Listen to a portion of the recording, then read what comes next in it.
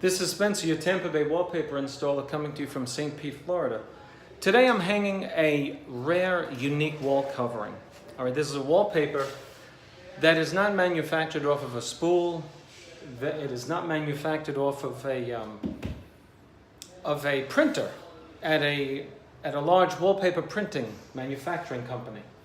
This is hand printed. This is very fine wallpaper. It's also very expensive. And so we have a person manufacturing this, the design at least anyway.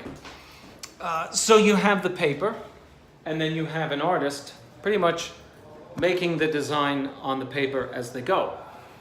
And so it's probably laid out on a flat table because you wouldn't be able to get this design on the flat table. And they take a ruler, the way a seamstress takes a ruler, not one of these. And what they do is they say, okay, this blue image, the top of it, and the top of the next one is 39¼ inches. And they have a template, I'm guessing. And then they continue the pattern over and over again. Well, what happens is, as people are imperfect, so are the works of their hands imperfect. And so you will get a disclaimer on hand manufactured wall coverings that this wall covering, not on this particular one, but on another, it said, this wallpaper may be off as much and up to and including ½ inch. On a vertical, one of my colleagues in the wallpaper business told me that he had horizontal lines, and the designer said, this might be off ½ inch. He said, wait a second here. How am I going to hang this thing when I don't have my horizontal lines lining up and they're off ½ inch? Which over the course of the 12-foot wall on which he was hanging the paper, because of the length of the wall, there was a noticeable imperfection in the pattern. So, but anyway, I want to show you the means by which a wallpaper hanger goes about hanging this. This is probably, in my opinion, the most difficult wallpaper to hang. Here's why. You have to determine where to make the cut, okay? Now, when the wallpaper comes out off of the roll, here's what it looks like. I want to show you.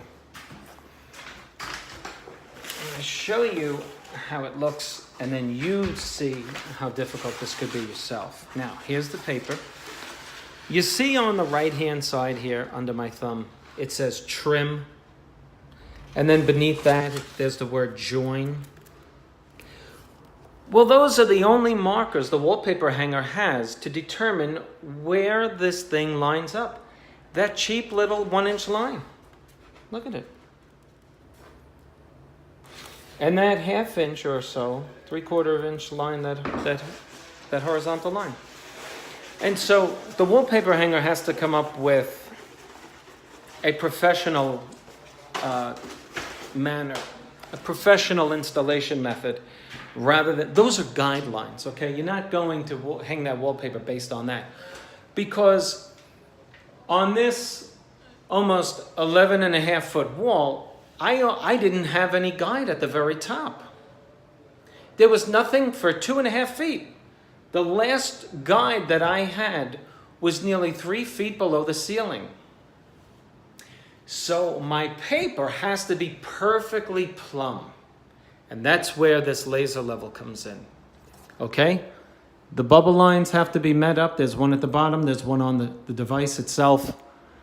And then it projects a line, a straight line from top to bottom, plumb. You can see it on my forehead as I move around. The first sheet must be plumb. In this particular installation, it can't be a little off the bubble. You know, the rule is, as long as the bubble is within the 2 lines, it's level, right? Or plumb. But you want it perfectly centered with the same amount of reveal on the left and the right of the bubble, if there be any at all. Now, once you have the 1 sheet plumb, don't be afraid of doing this. It's simply a matter of following more steps, but also adhering perfectly to the steps. It's very expensive paper. Once you wet it, you only have a certain amount of time to get this thing up and right. So now, You can trim the paper on a table with a straight edge, trim it all off, so that when you match up your paper, you're matching it like conventional wallpaper. The problem is with hand-printed paper, it's not always going to match up perfectly. And don't beat yourself up if it doesn't. Now, I did an installation of hand-printed wallpaper up in Manhasset, New York, for a very nice lady on an accent wall. And so the trim lines met up, and the paper didn't meet up either. But Dr. Wallpaper Hanger fixed the issue, and it looked perfect after I did it. So I just want to show you that after I've trimmed this paper down, this is how you do it. It's called the flip book method. Flip book. You remember the comic books? Did you ever remember as a kid when you took a book, right? Maybe you drew one yourself. I remember I did once, where you draw an image on one sheet, and then you draw it the next page, and the next page, and the next page. And each page, you make it look a little different, so that as you're flipping through it, you might get an image that looks like it's moving as you... You know when the bank counts your money, and they spit it out, and you get the idea. So if you took a book and you went like this, or like a deck of cards, right? You'd see the image keep moving back and forth. Well, it's not moving. It's just that the image underneath it moves slightly, and so it looks like it's moving. That is the method of installation for this particular wall covering. It's called the flip book method. Now, you're about 4 feet away. I'm going to move you closer. This is how you do it. You put your one sheet up, and then you overlap the other one, and this is what you do.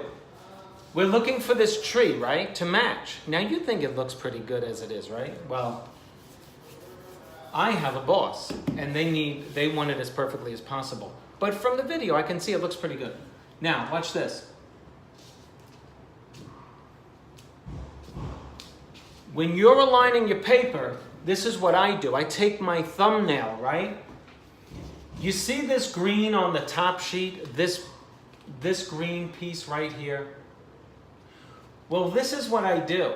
I put my nail right on it. And then I pull it up, and then I determine whether the other green, the corresponding green piece underneath it is under my thumbnail. If it's not going to line up. Believe it or not, that's how you do it. It really takes a lot of patience. It takes experience. This is not the type of wallpaper that you want to install on your first installation. But it is something that you can do after a couple of installations. Trust me when I tell you. So all you're doing is quickly doing this. Flipping. You're flipping. You're looking to see how off it is. And the quicker you do it, the more easily you can tell, just like you flip through that book. The reason why it looks like it's moving, because it's off when you flip the pages in the book, right? Or the deck of cards, it's off. Well, with this, if it's not off, that's when it's aligned. I'm going up and down, I'm looking at all of them. That's how you do it, okay? You got the idea. You could use your fingerprint. You might even want to make a mark on it with your thumb. You push it in. It's another way to do it. You make a little indentation, not scratching the paper, but remember there's glue under here and it's impressionable. So if I make a little mark at the very top of my thing, pull it off, I just did it. It's a really good way to tell whether or not your paper is aligned. Now, is this a pain? You said it. This is a pain. But you know what? You charge accordingly, according to the pain that the installation gives you. You understand me? Okay. That's my tip for you today on hanging hand-printed wallpaper. Not an easy paper to hang. It's very nouveau, eclectic, so to speak. This is what's in. Wallpaper is in. Wallpaper hangers are in. Okay? So this is Spencer, your Tampa Bay wallpaper installer, coming to you from St. Pete, Florida. If you like the video, click on like.